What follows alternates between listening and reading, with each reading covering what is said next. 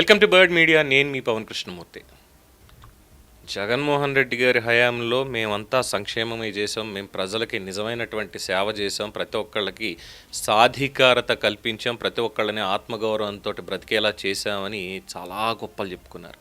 బటన్లు నొక్కాం, అసలు పాలన అంటే మాదే, ఇంకెవరిది పరిపాలన కాదు, మిగతా అందరిది కూడా రాక్షస పాలన అనేటువంటి వాళ్ళు నిజంగా అసలు రాక్షస పాలన ఏంటి అనేది 5 ఏళ్లలో చూపించిన దానికి ప్రతి ఒక్కళ్ళు కూడా 151 మందిలో మేబీ కొంతమంది బయటకు వచ్చేసారు అనుకోండి, అక్కడేం లేదు, కానీ మిగతా అన్ని చోట్ల కూడా ఈ రాక్షస పాలన ఎలా చేశారు, తిమ్మిని బమ్మిని చేసి ప్రజల్ని ఎలా వెర్రి వెధవల్ని చేశారు అనే దానికి ఒక్కొక్కటిగా బయటకు వస్తూనే ఉన్నాయి. 24 నెలలు దాటినా ఇంకా కూటమి ప్రభుత్వానికి పరిపాలన అనేది పూర్తి స్థాయిలో చేతికి అందట్లేదు, కానీ ఈ అవకతవకలన్నీ ఒక్కొక్కటిగా బయటకు వస్తున్నాయి. చర్యలు మాత్రం ఉండట్లేదు అనేది మాత్రం వేరే విషయం, అది పక్కన పెడదాం. సో ఇప్పుడు మళ్ళీ పేర్ని నాని గారికి సంబంధించినటువంటి అంశం చాలా బలంగా ఒకటి మళ్ళీ బయటకు వచ్చింది. అంటే అప్పట్లో రేషన్ బియ్యాన్ని ఏ విధంగా అమ్ముకున్నారు, వారి భార్య గారి పేరు మీద ఏ విధంగా అక్కడ ఈ గోడౌన్లు నడిపారు, దానికి ప్రభుత్వం ఏం చేసింది, మరి తర్వాత 2 కోట్ల పైచీలకు ఎంతో ఫైన్ కూడా కట్టారు, ఇదంతా అయ్యింది.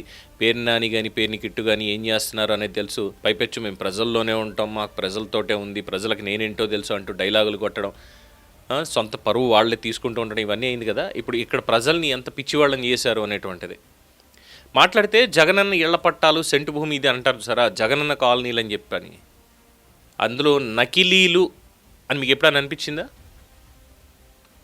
ఇప్పుడు అదే చాలా హైలైట్ అవుతున్నటువంటిది. ప్రజలకి నిజమైనటువంటి ఇళ్ల పట్టాలు ఇవ్వకుండా చట్టబద్ధత లేని పట్టాలని ఎన్నికలకి ముందు పంపిణీ చేశారు అని చెప్పి ఆరోపణలు మాజీ మంత్రి పేర్ని నాని, ఆయన కుమారుడు పేర్ని కిట్టు ఎదుర్కొంటున్నారు. ఇప్పుడు దానికి సంబంధించి చాలా కీలకమైనటువంటి మలుపు తిరిగింది ఆ వ్యవహారం. ఈ అంశం మీద దాఖలైనటువంటి ప్రజా ప్రయోజన వాజ్యాన్ని విచారించినటువంటి ఆంధ్రప్రదేశ్ హైకోర్టు నిబంధనలకు విరుద్ధంగా జారీ చేసినటువంటి పట్టాలని 4 వారాల్లో రద్దు చేయాలని అధికారులను ఆదేశించింది. అంటే వీళ్ళు ఇచ్చిన పట్టాలన్నీ కూడా నకిలీ పట్టాలు. సో ఈ పరిణామం అప్పట్లో ఈ పట్టాల పంపిణీ తీరు మీద తీవ్రమైనటువంటి ప్రశ్నలు కూడా లేవనెత్తుతుంది.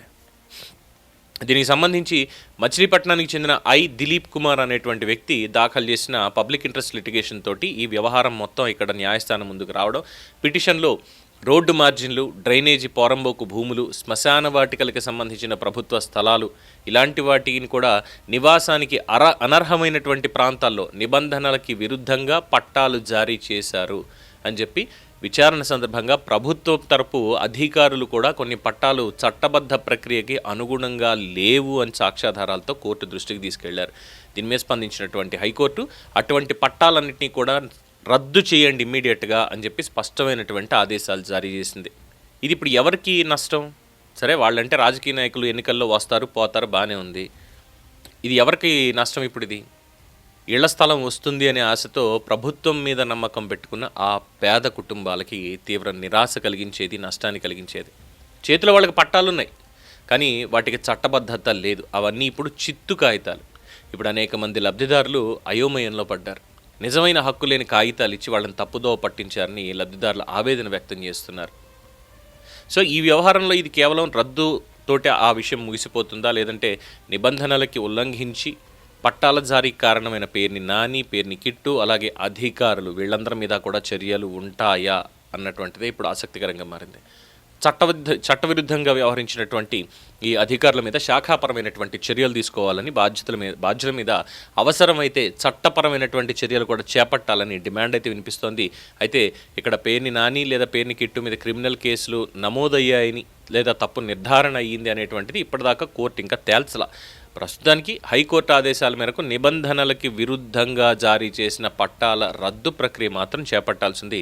తదుపరి విచారణలు, ప్రభుత్వ చర్యల ఆధారంగానే ఈ కేసులో అరెస్టులు జరిగేటువంటి అవకాశం ఉంది. ఏదేమైనప్పటికీ మచిలీపట్నం మా సొంత అడ్డా అనుకునేటువంటి విధంగా రోజు ప్రెస్ మీట్లు పెట్టి మరి పవన్ కళ్యాణ్ని, నా లోకేష్ని, చంద్రబాబు నాయుడిని ప్రతిరోజు ఇష్టం వచ్చినట్టు తిట్టేటువంటి పేర్ని నాని నోటి దొరతకి కోర్టు పెద్ద షాక్ ఇచ్చినట్టుగా తెలుస్తోంది. ముఖ్యంగా ఇప్పుడు మచిలీపట్నం ప్రజలు వెళ్ళి ఎవరైతే ఉన్నారో అక్కడ లబ్ధిదారులకు ఎవరైతే పట్టాలు తీసుకుని ఉన్నారో వాళ్ళందరూ కూడా పేర్ని నానిని, పేర్ని కిట్టుని నిలదీయండి.